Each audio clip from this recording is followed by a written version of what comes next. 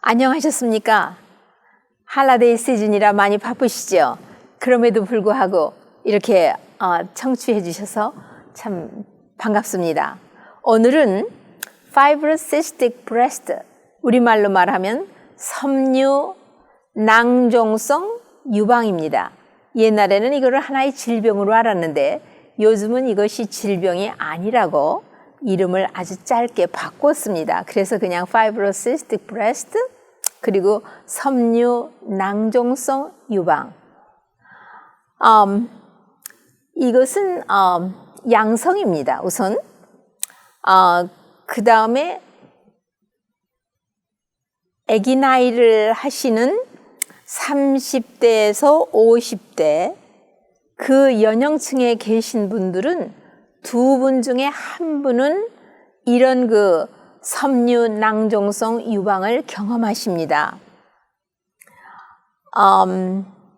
증세로서는 유방이 굉장히 예민하고 또 그 안에 이렇게 만져지는 뭉치가 있고 거듭거듭 달마다 오는 생리에 의해서 이것이 커지기도 하고 또 굳어지기도 하기 때문에 상당히 불편해서 특히 월경 전이나 월경하는 도중에나 이 생리 도중에나 한 일주일 동안에 굉장히 불편해서 잘 때도 엎드려 잘 수도 없고 또 아이들하고 허그를 할 때에도 굉장히 불편을 느낍니다. 어디에 닿으면은 예민하고 또 아픈 것 같고 옷이 닿아도 솔고 그런 증세를 호소합니다. 그러면 원인은 뭐가 이렇게 유방암도 아닌데 왜 이렇게 생리를 놓고 월경 전후로 생리 전후로 이런 증세가 오고 또 생리가 지나간 한 일주일 후에는 또 없어지고 이러는가? 학자들의 발표에 의하면은요, 여성 호르몬이 너무 많은 거예요. 여성 호르몬은 두 가지가 있습니다. 하나는 에스트로겐, 하나는 프로제스테론. 근데 에스트로겐이 너무 많고 프로제스테론하고 균형이 안 잡힐 뿐만 아니라 에스트로겐이 많기도 해서 유방 세포들을 자극하지만 또 유방의 그 조직이 유난히 에스트로겐에 아주 예민하게 반응을 보이는 것입니다. 예를 들면 유방암도 어떤 유방암 조직은 조직 검사를 하고 호르몬의 어떤 그 성질을 가지고 있는가 볼 때에 에스트로겐에 아주 예민한 반응을 보이는 유방 조직을 갖고 계신 분이 있습니다. 그런 분은 수술 후에도 5년간을 여성 호르몬을 중화시켜서 파괴시키는 그런 호르몬제를 5년 동안 잡수셔야 한다는 거 여러분 경험하신 분들은 꽤 아시고 또 주변에 친구가 그렇게 하기 때문에 알고 계실 겁니다. 그래서 장본인은 에스트로겐입니다. 프로제스테론이 아닙니다. 그러면은 이것이 이 호르몬의 균형이 깨어져서 온다고 말씀드렸고요. 그러면은 근데 참 재미있는 것은요. 임신 중이나 또 수유기 동안이나 갱년기 이후에는 스스로 이런 모든 증세나 또는 진찰상에 발견되는 그런 것들이 싹 다 없어서 아무 일이 없는 것처럼 그렇게 됩니다. 그러니까 분명히 호르몬 신진대사와 직결되어 있는 것을 우리가 알고 있습니다. 그러면 일반 여성들은 관건이 이거예요. 언제?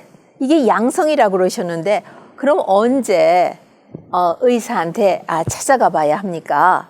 예, 아주 참 좋은 질문이십니다.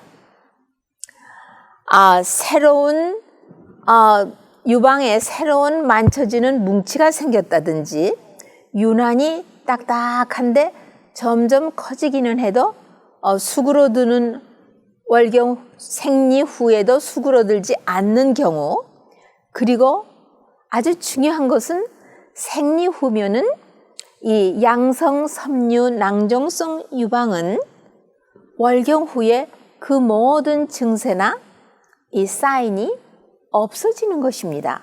그러나 이것이 그대로 남아 있으면은 아마 의사를 찾아가 보시는 게 좋겠죠. 그 다음엔 이거의 합병증은 뭐냐?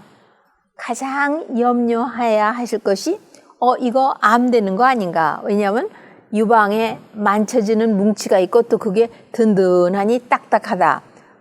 이러면은 상당히 걱정들을 많이 하시지 않습니까? 네, 맞습니다. 어떤 학자들의 연구 발표에 의하면 이거는 암이 되는 경우가 없다. 이렇게 말하고 어느 학자들은 말하기를 이거는 암이 되는 경우가 적어도 한 3배 정도는 일반 이런 섬유 낭종성 유방이 없으신 분에 비해서 한 3배로 유방암이 되는 경우가 많다. 그렇게 말했습니다. 예를 들면 상당히 오래전에 6월 1982년, 그러니까 1980년도죠. 그때 Family Practice News라는 거기에 발표되기는 이런 섬유 낭종성 유방을 가지신 분에게는 안이 가지신 여성에 비해서 3배의 암이 되는 확률을 갖고 있다 하는 것이 Natural Remedy라는 책을 쓰신 닥터 에가타 스레시의 소책자의 이런 정확한 코테이션까지 해서 말하고 있습니다. 그러니까는 찬반론이 있습니다. 업투데이트로서는 메이오 클리닉에서 말하는 바에 의하면은 이런 그룹도 있고 저런 그룹도 있고 확실치 않다 이렇게 말하고 있습니다. 그러나 그렇다고 해서 우리가 그냥 접어두고 의사한테 전혀 안 찾아가시는 분은 없으시죠. 그렇기 때문에 이 섬유 낭종성 유방을 가지신 분은 저무드록 의사한테 가서 조직 검사도 하게 되고 또 그 낭종 안을 아주 가난한 바늘로 주사해서 액체를 뽑아서 또 검사를 하기도 하고 그러합니다. 그러면은 이거는 원인은 직접적인 원인은 에스트로겐의 과잉 현상이지요. 그러나 일반적으로 우리가 무엇을 또 생활 습관이 어떻게 된 사람들에게 가장 많이 오는지 그리고 그것을 하도록 하는 그룹과 안 하도록 하는 그룹을 한 3개월 내지 6개월이라는 기간을 두고 비교 연구한 발표들이 상당히 많이 있습니다. 우선 첫째로 닥터 민턴이라는 분의 그 연구 발표에 의하면 메틸센틴 하면 제가 카페인에 대해서 한 챕터를 강의해 놓은 것이 있습니다. 거기에 메틸센틴 하면 카페인, 디오필린,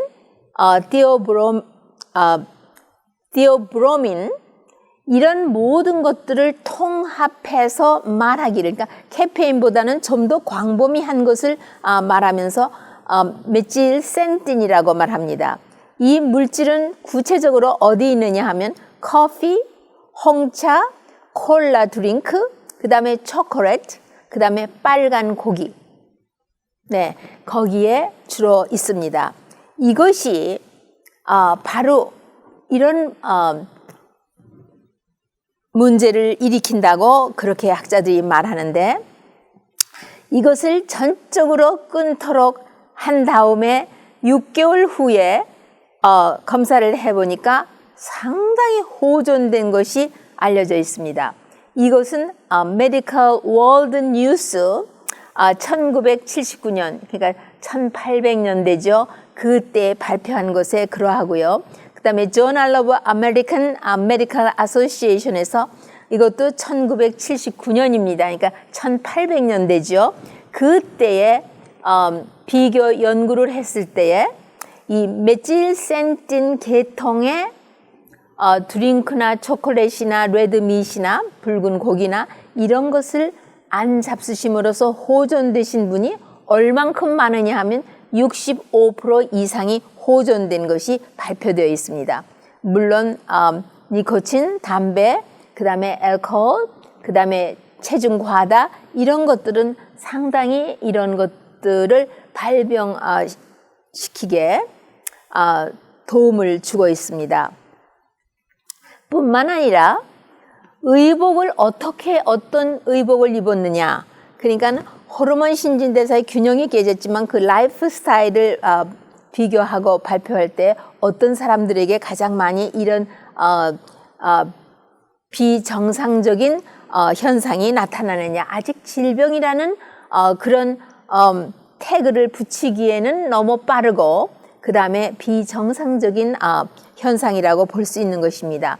의복은요, 이 상반신이나 유방에 있는 곳을 너무 더웁게 만드는 것이 혈액이 충혈이 되게끔 하기 때문에 안 좋고, 그 다음에 하지나 그러니까 다리나 그 다음에 하반신이나 팔에 고루고루 옷을 입어서 혈액순환이 고루롭게 되는 것은 바로 이런 병을 치료하는데 이런 비현상적인 생리작용을 교정하는 데 크게 도움이 된다고 말합니다. 그리고 수분 공급을 매일같이 적당히 해서 몸의 모든 독소를 배설시키고 순환을 좋게 하는 것은 크게 도움이 된다고 되어 있습니다. 그리고 두 번째로 라이프 스타일에서 생각할 것은요, 지방, low fat diet, 지방을 아주 적게 섭취를 하는데, 그럼 어떤 지방을 주로 이렇게 말하고 있느냐? 동물성 지방입니다. 포화 지방, 그리고도 또 식물성 지방을 가공 처리해서 산소를 집어넣어서 유동성 있는 기름을, 고형의 기름을 만든 대표적인 것이 마저린입니다. 마저린이 아주 해롭습니다. 또 딥프라이를 해서 기름이 변형 지방이 된 그 트랜스 패티 애시드, 이 애니멀 팻, 그러니까는 포화 지방들, 그러니까 육식에 있는 것들이죠. 그 다음에 가공한 프로세스드 해서 수소를 압축해서 집어넣어서 유동성 지방을 고형 지방을 만든 마저린, 이것이 빵 만드는 데 상당히 많이 들어가고 있죠. 뭐 이런 드레싱 같은 것도 있고요. 그 다음에는 딥프라이를 할 때 생기는 변형 지방, 트랜스 패티 애시드, 이 세 가지는 대단히 해로운 것을 저무드록 리서치하면서 알게 되었습니다. 그리고 또 우유, 계란, 버터, 치즈, 이런 것들은 대단히 좋지 않은 것으로 알려져 있고요. 그 다음에 캐나다에 있는 연구 발표에 있는 것을 보면은요, 여성 호르몬 에스트로겐이 아주 많이 발견되는 음식물이 있는데 그것이 바로 밀크, 카우스 밀크, 소젖이죠. 그 다음에 데어리 프로덕트, 낙농, 치즈라든가 데어리 프로덕트가 들어간 모든 것들, 이런 데는 아주 선택적으로 여성 호르몬 중에서도 에스트로겐의 그 수치가 아주 높은 것을 발견했고, 또 폴트리 인더스트리에서 무슨 사료를 어떻게 썼느냐에 따라서 닭에서 에스트로겐이 많이 있다는 것은 여러분 이미 들어서 아실 것입니다. 그러니까는 이런 그 다음에 영양학적으로 볼 때에 많은 좋은 음식물들이 부족합니다. 뭐냐 하면 비타민 종류가 결핍되어 있고 광물질들이 균형이 깨어져 있고 몸에 있어야 할 아주 섬세한 신진대사를 균형 잡혀서 해서 모든 장기와 조직과 세포들이 정상적으로 생활을 하는 데에 균형이 대단히 깨어져 있는 것을 발견했다고 되어 있습니다. 그러면 대표적으로 어떤 것들이 부족하냐? 우선 항산화제가 될 수 있는 비타민 종류에서 바이타민 B 컴플렉스요. 모든 B 종류, 그 다음에 C 종류, 바이타민 C, 그 다음 바이타민 E, 그 다음에 단백질 종류에서는요, 필수 지방산인 아미노애시드 중에서 티오필린이라든가 콜린이라든가 아주 신진대사에 꼭 필요한 것들이 있어야 할 자리에 있지 않은 것을 알게 되었고요. 또 코엘세틴이라든가 이런 것들은 다 우리 몸에 녹이 쓰는 것과 같은 항산화 스트레스, 옥시다티브 스트레스, 그러니까 이 자유유리기가 세포를 자꾸만 앗아가면서 마치 이런 못이라든가 이런 쇠붙이 종류가 땅에서 굴러다니면은 녹이 쓸지 않습니까? 그럼 다 사그라져서 다시는 쓸 수 없죠. 그것처럼 우리 몸에서 산화 스트레스 하면은 세포를 산소가 짝을 잃은 산소가 자꾸만 다른 것을 잡고 늘어지기 때문에 세포가 손상을 입고 하기 때문에 몸이 낡아지는 그런 것을 말합니다. 그러면 그런 것들 항산화제들은 주로 어디에 있느냐 하면 아까 말씀드린 비타민 종류, 광물질, 중성 광물질, 파이토케미컬 이런 가공되지 않은 홀썸한 그런 음식 중에 늘 강의 때마다 말씀드리는 거와 마찬가지로 신선한 야채와 과실, 그 다음에 전곡, 그 껍질과 눈에 이런 필요한 것들이 많이 있으니까요. 씨앗과 넛, 견과류 종류, 그 다음에 물도 오염되지 아니한 클로린이 없는 이런 좋은 수분을 공급받는 거, 이런 것들은 우리 몸에 세포와 조직과 장기가 바른 균형을 잡아서 일을 하는데 중요한 일을 하고 있습니다. 그 다음에 말씀 또 드려야 할 것이 이 메인라인에 컨벤셔널 메디슨에서 치료하는 그런 거 말고 얼터너티브 메디신이라고 바로 천연 치료라든가 그런 주류가 아닌 그런 치료 방법에서는 이브닝 프라임 로즈 오일이라고 우리나라 말로 하면은 기억이 잠깐 안 나나요?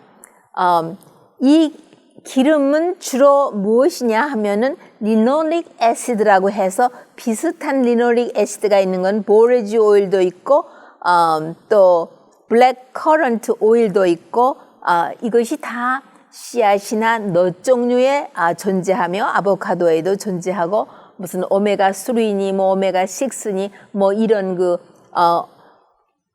엄마의 수유할 때 나오는 우유에는 이런 좋은 지방이 있다든가 하는 아주 질이 좋은 우리 몸에 필수적으로 필요한 그런 거를 말합니다.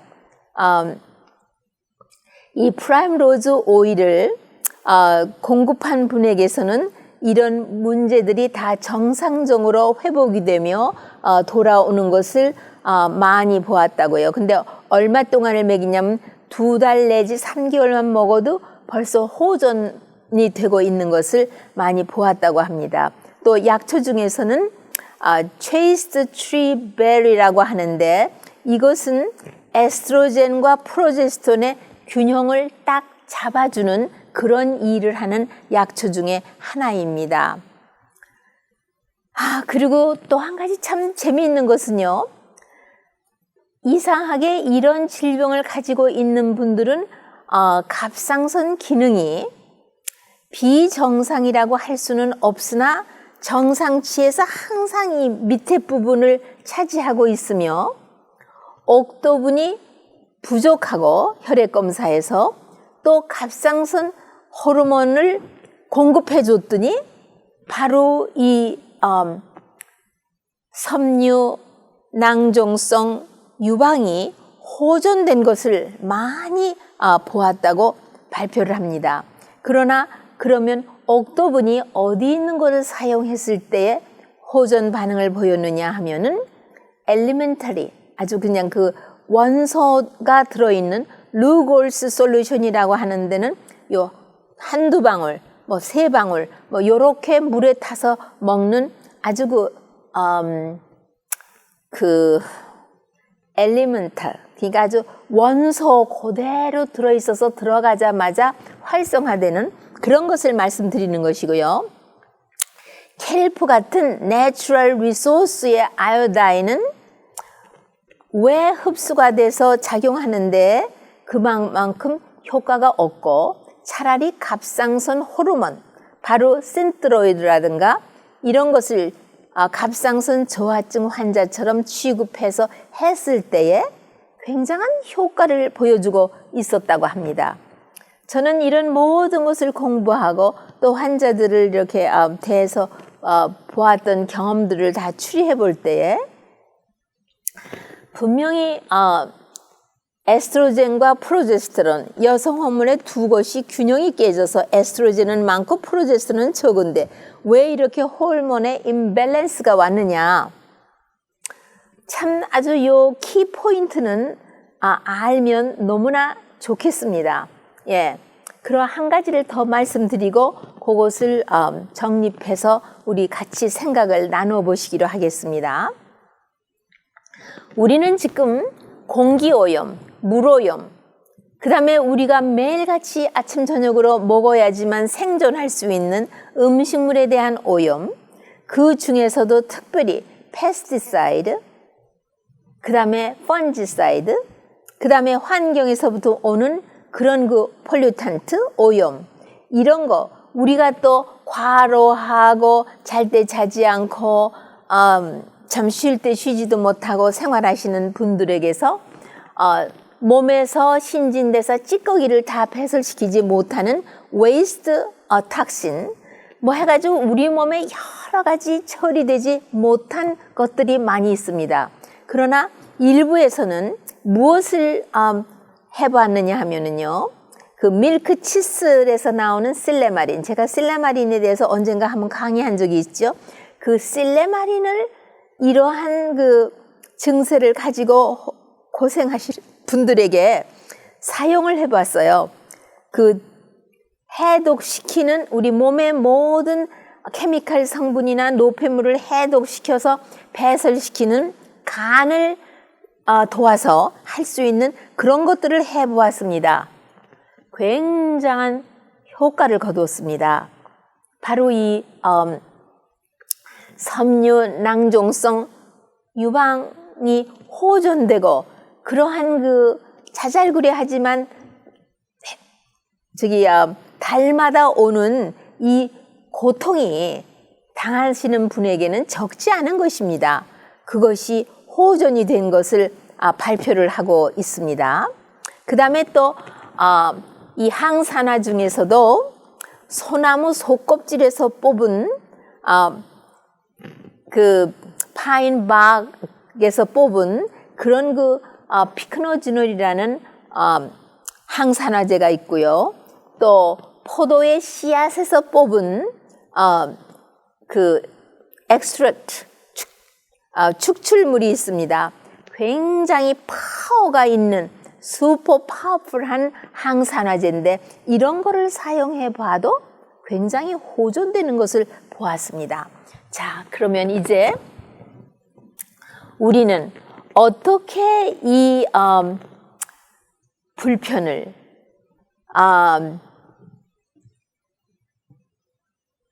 예방 치료할 수 있는가? 저는 이것을 자세히 공부를 한 결과, 이것은 역시 우리의 생활 습관을 바꾸는 것이 모든 것에 해당이 되고 있습니다. 첫째로 이 갑상선과 이 호르몬의 임밸런스하고 여기서 지금 직결되어 있는 걸 학자들이 연구 발표를 했습니다. 그러면 이 갑상선보다 조금 더 올라가면은 우리 뇌에서 호르몬 신진대사에 이 쇳넬이 있습니다.